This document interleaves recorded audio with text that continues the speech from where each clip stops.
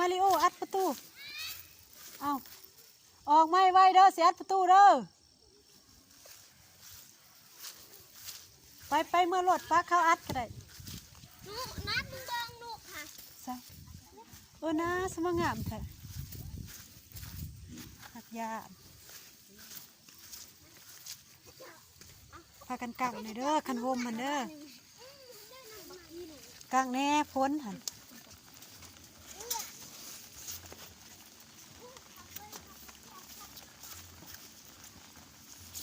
โอ้หอดบดถือกอันนี้สับนี่เอาเนาะมา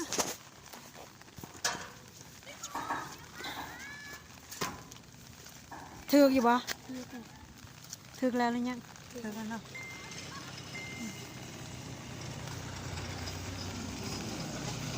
ย่างอีกในคู่จับผู้หนึ่งคนเด้อ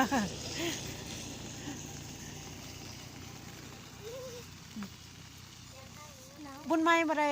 ไปขุดจิรอบ่ไม่คนเสือคำว่าลอยโตแซดนี่บ่ซื้อแล้วเป็นสักหาพันคืออะไรเฮ้ยซื้อของพวกนั้น70กองอันนั้นเด้ยังแหละพวกซ้อนหันเด้เมื่อนั้นซื้อ300เดี๋ยวลองทำมาหน่อยทานให้คุณจะแน่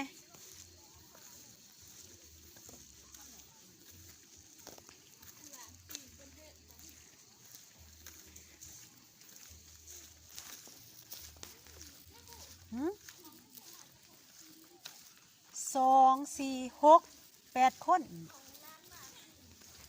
ประมาณนี้แหละป้าบรรยากาศพัสลาวยันอยู่รอหักหนาวแห้ง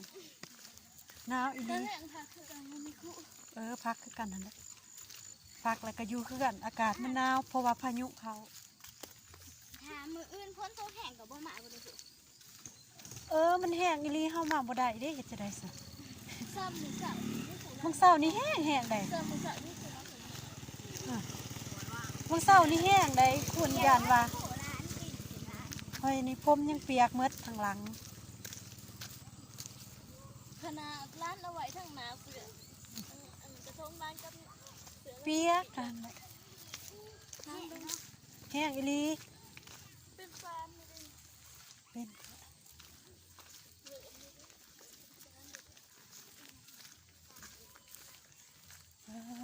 บรรยากาศย่ำพ้นคนมาเจอเสือซองย่ำหมดแดงที่ได้ไปใส่ใส่ยำใดก็ได้ดอกของเสือเฮาบ่แม่นว่าบ่ให้ใส่เสือกะฮะเสือตัวนั้นเป็นฟาร์ม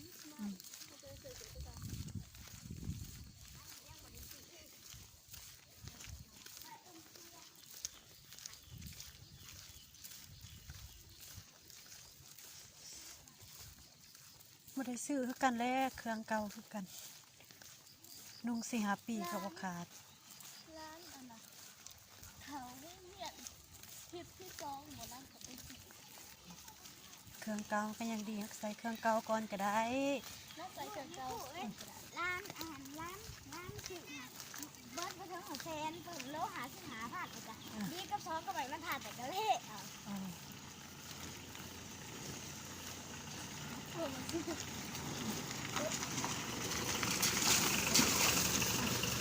ว่าอันนี้นางว่าจะเลือนไม่ถูกลงถูกอยากหนาวสั่นเปียกแล้วเนาะซ้อมผัดอยากใส่ข้าวซอยหัวข้าวเจียวข้าวซ้ำหมัดส่งใส่ไปรับโคบาแล้วซื้อแล้วมันเลย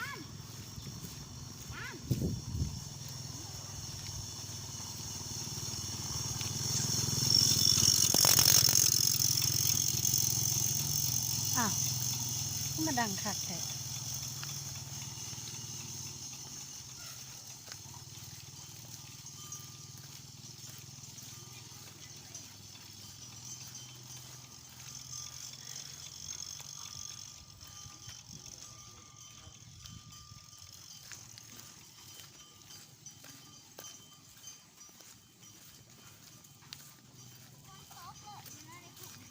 แมนตกแล้วอยู่รู้แม่ห่านเขาก็ปิดจน มันหนาวแห้ง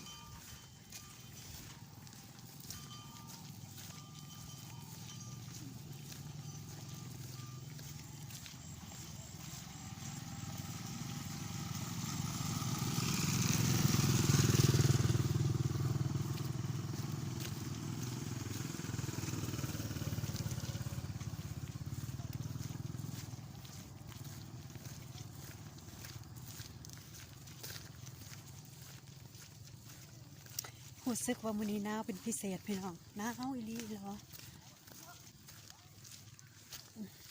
เดี๋ยวว่าพายุเขาลาววันนี้ฝนตกก็แห้งแห้งแห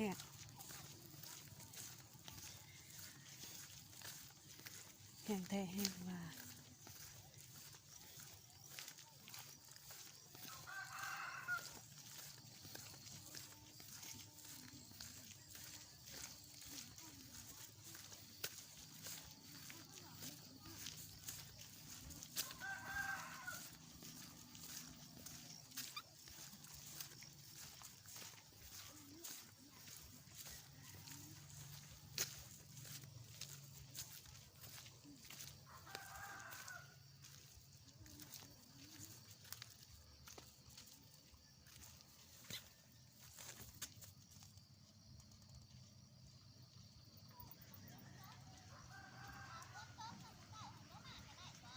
เออ